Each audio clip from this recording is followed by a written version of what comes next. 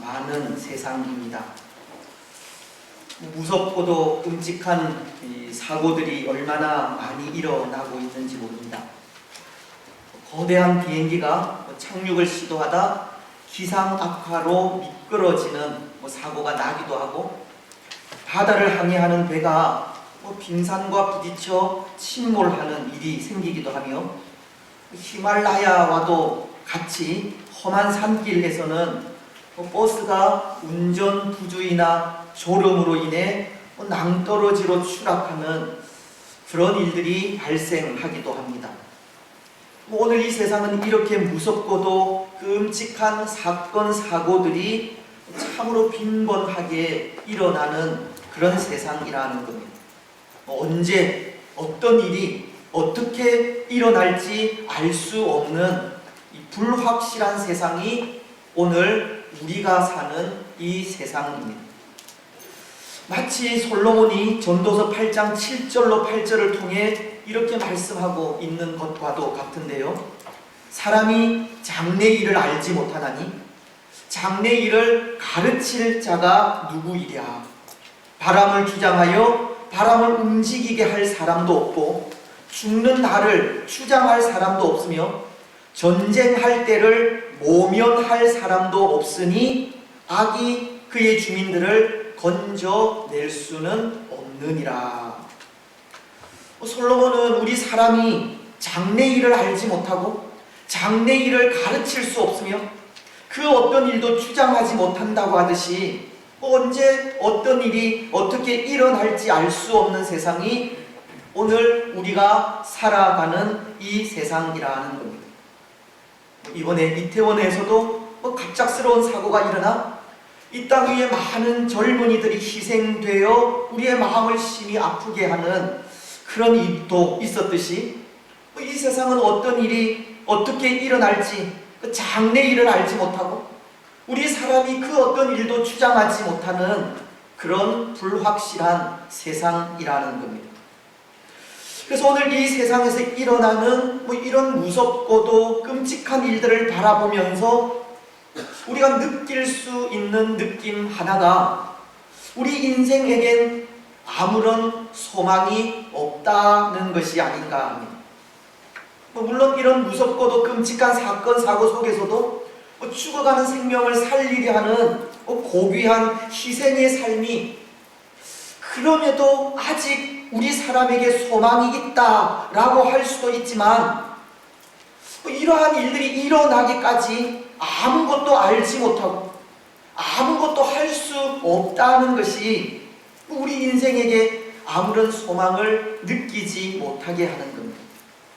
비록 로마서가 3장 10절을 통해 기록된 바 의인은 없나니 한 사람도 없으며 라고 이 사람에 대한 소망을 심어주지 않더라도, 이런 무섭고 끔찍하게 일어나는 사건, 사고들 앞에 아무것도 할 수 없는 우리 인생을 바라보면서 우리가 느낄 수밖에 없는 것이 우리 인생에게 참 소망이 없다는 겁니다. 그렇습니다. 사랑하는 여러분, 오늘 우리 인생에게 소망이 없다 하는 것이 또한 이런 이유 때문이기도 합니다. 많은 사건, 사고들 앞에 할 수 있는 것이 아무것도 없다는 것 때문입니다. 오늘 우리가 그 일을 예측할 수도 없고 그 일을 막을 수도 없으며 그 일에 지혜롭게 대처할 수도 없습니다. 사고가 일어난 후에야 그 일을 수습하느라 발버둥치며 나아갈 뿐입니다. 어쩌면 무력하다라고 할 만큼 아무것도 할 수 없는 인생임을 실감하지 않을 수 없고, 아무것도 할 수 없는 무력한 인생이기에 우리 인생에게 소망은 더더욱이 찾을래야 찾을 수 없는 겁니다. 그런데 여러분, 여기에 또 하나 우리 인생에게 소망 없음을 느끼게 하는 이유가 있습니다. 그것은 하나님을 향한 믿음을 잃어가고 있다는 것으로 인해서입니다. 오늘 우리 인생이 하나님을 멀리하고 있다는 것이 소망을 느끼지 못하게 하는 또 하나의 이유라는 겁니다. 그래서 저는 그런 것 같습니다. 오늘 우리 인생에게 소망이 없다고 하는 것이 많은 사람들이 희생되는 참으로 안타까운 사고들 앞에 우리가 할 수 있는 일이 아무것도 없기에 그것 때문에 소망이 없다, 그렇게 말하고 싶지 않습니다. 이런 안타까운 일들 앞에 희생당한 사람들을 향해 비난하고 손가락질하는 사람들로 인해 소망이 없다 말하고 싶지도 않고, 때론 이런 가슴 아픈 일들 속에 당량만을 위해 싸움을 벌이는 이 부패하고 패역한 이 정치인들로 인해서 소망이 없다, 그렇게 말하고 싶지도 않습니다. 오늘 우리에게 이런 일들이 일어나고 부패하고 타락한 인간의 본성이 드러나는 일이 있다고 해도, 그럼에도 그 속에 하나님을 믿고 의지하는 믿음이 있다면 그것이 소망이라 생각하지만, 오늘 이 시대는 하나님을 믿지 않고 떠나가는 시대이기에 그것이 소망이 없다고 느끼는 또 하나의 이유라는 것입니다. 오늘 우리 인생에게 소망이 없다고 느끼는 것은 점차 잃어가는 신앙 때문이라는 겁니다. 오늘 우리 인생에게 하나님을 잃어가고 있다는 것이 소망을 둘 수 없는 이유인 것입니다. 여러분, 그렇다면 오늘 우리 인생이 그렇게 하나님에 대한 신앙을 잃어가고 있다면 그 모습이 어떤 모습으로 나타나겠습니까? 소망 없는 그 모습, 그 삶이 오늘 우리 가운데 어떤 모습으로 나타나겠느냐는 겁니다. 이번 일처럼 이렇게 무섭고도 끔찍한 사고로 나타나겠습니까? 아니면 세상에서 우리가 하는 일이 잘 풀리지 않고 시련과 고통을 당하는 그런 모습으로 나타나겠습니까? 오늘 우리에게서 하나님이 사라지고 신앙을 잃어간다는 것이 믿음을 가진 우리에게 고난이 찾아오고 세상 사람들로부터 당하는 비난과 손가락질 같은 것으로 찾아오겠느냐는 겁니다. 저는 그렇게 생각하지 않습니다. 때로 하나님을 잃어버린 삶이 그런 모습으로 나타나기도 하겠지만, 우리 하는 일이 잘 풀리지 않고 시련과 고통을 당하는 모습이 하나님을 잃어버린 모습이 아닙니다. 믿음을 가진 우리에게 고난이 찾아오고 세상 사람들로부터 당하는 비난과 손가락질이 신앙을 잃어버린 우리에게서 나타나는 결과물이 아니라는 겁니다.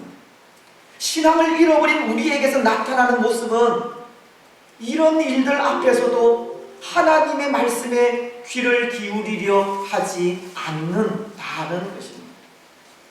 신앙을 잃어버린 모습은 위기 속에서 영과 진리로 하나님을 예배하지 않으려는 모습으로 찾아오고 말씀대로 살지 않으려는 모습으로 찾아오는 겁니다. 오늘 우리가 하나님을 잃어버린 것은 우리 마음에 강팍한 대로 행하는 것이고 하나님을 두려워하지 않는 것에 있다는 겁니다. 오늘 우리가 하나님의 사람이라는 이름은 가지고 살아가지만 그 이름을 가지고 하나님의 존전에서 살아가지 않는 모습이 하나님을 잃어버린 모습이요, 소망 없는 모습이라는 겁니다. 그런 겁니다. 성도가 하나님의 존전에서 두려움 없이 사는 삶이 하나님을 잃어버린 삶입니다. 여러분, 오늘 우리는 어떤 것 같습니까? 혹 오늘 우리에게 하나님을 잃어버린 이런 모습들이 없습니까? 하나님께 대한 순종이 사라지고 하나님을 두려워하지 않으면 우리 마음에 강팍한 대로 살아가고 있지 않습니까? 성도라는 이름을 가지고 있지만 하나님 보시는 눈 앞에서 악을 행하고 있지는 않습니다. 거룩하게 하나님의 이름은 부르며 나아가지만 사람들의 잘못을 용서하지 못하고 인애를 베풀지 않으며 긍휼과 잠이 없는 삶을 살아가고 있지는 않습니까? 그 삶이 하나님을 잃어버린 삶이고 하나님을 멀리하는 삶이며 소망 없는 삶이라는 겁니다. 오늘 본문 속의 이스라엘과도 같은 삶입니다. 여러분, 오늘 본문 속의 이스라엘을 보십시오. 그들에게도 소망이 없습니다. 이스라엘도 하나님을 잃어버린 삶을 살아가고 있다는 겁니다. 이스라엘에게도 하나님에 대한 순종이 없고 하나님을 두려워하는 마음도 없으며 그들이 하나님의 사람들로 인애와 긍휼과 자비가 없습니다. 오늘 1절은 이렇게 말씀하고 있지 않습니까? 여호와의 말씀이니라 내 목장의 양떼를 멸하며 흩어지게 하는 목자에게 화 있으리라. 하나님은 이스라엘의 목자들에게 화를 선언하십니다. 여기 하나님에 의해 저주를 선포받은 이스라엘의 목자들은 유다 말기의 왕들과 그 관료들로 보면 될 것 같은데요. 앞선 예레미야서의 21장과 22장이 전하고 있는 이 4명의 왕, 즉 여호아하스, 여호야긴 그리고 시드기야를 말하는 것으로 이들에 대해 화를 선포하신 이유가 이렇습니다. 내 목장의 양떼를 멸하고 흩어지게 한다는 겁니다. 이들은 양떼인 백성을 돌보는 목자로서 백성들을 푸른 초장으로 쉴만한 물가로 인도하지 못하였다는 겁니다. 사망의 음침한 골짜기 속에서 그 지팡이와 막대기로 양떼를 돌본 것이 아니라 달아나게 되었다는 겁니다. 더군다나 오늘 2절은 하반절을 통해 이렇게 말씀하십니다. 보라, 내가 너희의 악행 때문에 너희에게 보응하리라. 여호와의 말씀이니라. 하나님은 유다의 목자들을 심판하시려 한 이유가 너희의 악행 때문이라고 하십니다. 여기 악행은 백성들에게 편안한 삶을 제공한 것이 아니라 도리어 학대하고 유다 왕국에서 사는 것을 고통스럽게 여기게 한 일을 말하는 것인데요. 유다의 왕들은, 유다의 관료들은 인애와 긍휼과 자비가 없었다는 것을 가르치는 겁니다. 지지난 주일 우리가 생각한 말씀대로 하면 이들은 참된 목자, 즉 여호와 뭐죠? 참된 목자 여호와 라아, 잊어버리셨습니까? 이 여호와 라아가 되지 못한 겁니다. 유다의 왕들은 목자로서 그의 백성들을 푸른 초장으로 쉴만한 물가로 인도하지 못하였고 인애와 긍휼과 자비가 없는 정치로 그 백성들을 전 세계로 흩어버린 겁니다. 그래서 이 이스라엘에게서 소망이 사라져버린 것인데요.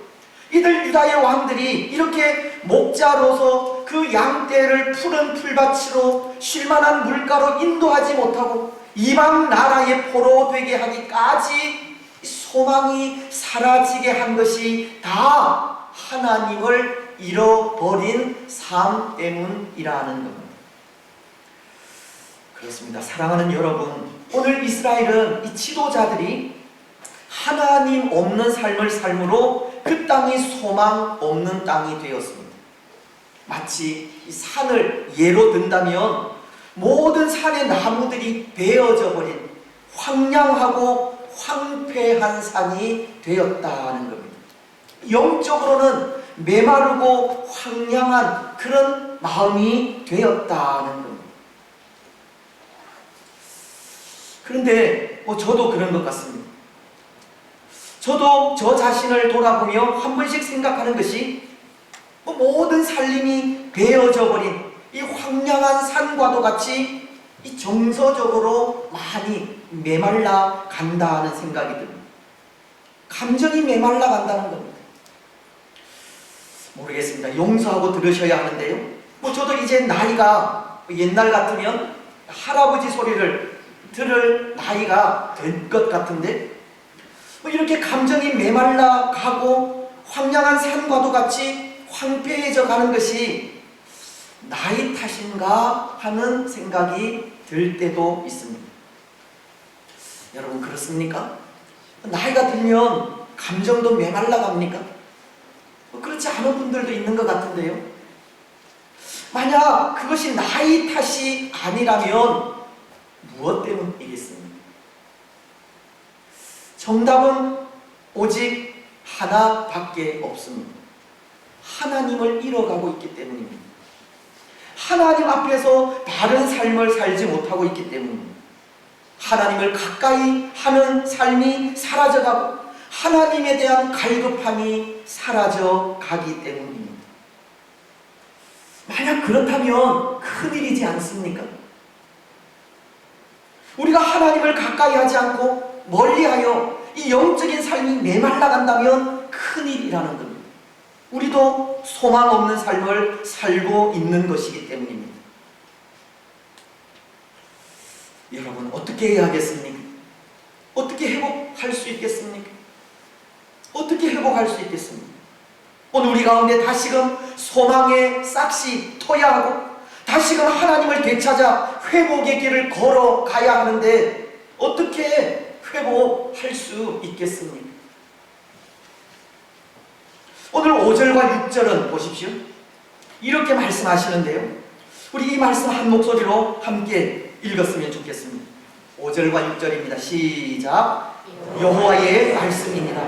보라, 때가 이르리니 내가 다윗에게 한 의로운 가지를 일으킬 것이라.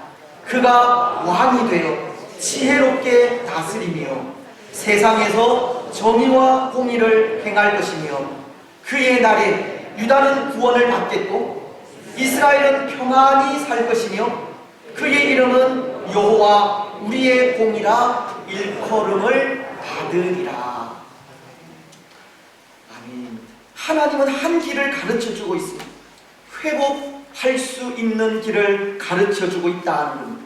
그 길은 오늘 우리가 뭔가를 해서가 아니라 하나님께서 하나님 때에 보내실 예수 그리스도를 통해서입니다. 오늘 하나님을 잃어버린 이스라엘이 회복을 소망할 수 있다면 그것은 여호와 우리의 공이라는 이름을 가지신 예수님으로 인해 회복될 수 있는 겁니다. 여호와 우리의 공이라는 그 이름으로 황폐함 속에서도 건짐을 받을 수 있는 겁니다. 그래서 이 황폐한 이스라엘을 회복하시고 메마른 이스라엘을 평안히 살게 하실 여호와 우리 주의 이름을 히브리어로 여호와 칫케누라고 합니다. 여호와는 우리의 공의라는 뜻입니다. 우리 인간의 노력이나 인간이 쌓은 공덕에 의해서가 아니라 하나님의 의, 오직 예수 그리스도의 공로로 구원을 받을 수 있고 회복될 수 있음을 가르치는 겁니다. 그렇습니다. 사실 이미 부패하고 타락한 우리 심령은 그 어떤 것으로도 회복될 수가 없습니다. 예레미야서 17장 9절을 통해서도 말씀하고 있지만 만물보다 거짓되고 심히 부패한 것은 마음이라 누가 능히 이를 알리요. 세상에서 가장 부패한 것이 우리 인생의 마음이기 때문에 그 부패한 심령을 우리 스스로 회복한다는 것은 불가능하다는 거예요.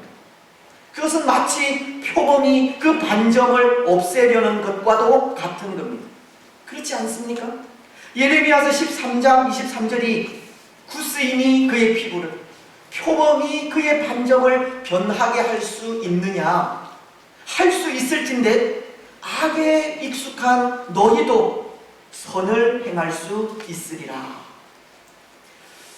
표범이 그 몸에 있는 반점을 스스로 변하게 할 수 있다면 우리도 악에 익숙한 우리도 선을 행할 수 있다고 하듯이 표범은 스스로 그 반점을 변하게 할 수 없고 표범이 스스로 그 반점을 변하게 할 수 없듯이 우리 또한 우리의 부패한 심령을 우리 스스로 깨끗하게 할 수 없다는 것을 전하는 말씀인 것입니다.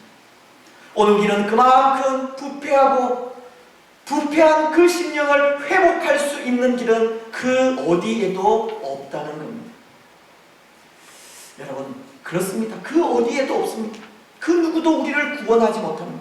그 어떤 것도 우리를 회복하지 못합니다.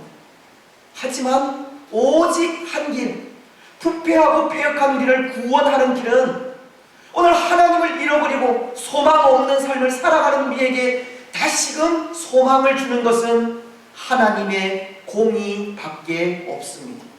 오직 예수 그리스도의 공로만이 우리를 회복시키시는 겁니다. 그래서 찬송가 494장은 2절과 3절을 통해 이렇게 찬송을 하는 겁니다. 내가 공을 세우나 은혜 갚지 못하네. 쉼이 없이 힘쓰고 눈물 근심 많으나 구속 못할 죄인은 예수 홀로 속하네. 빈손 들고 앞에 가 십자가를 붙드네. 의가 없는 자라도 도와주심 바라고 생명샘에 나가니 나를 씻어주소서.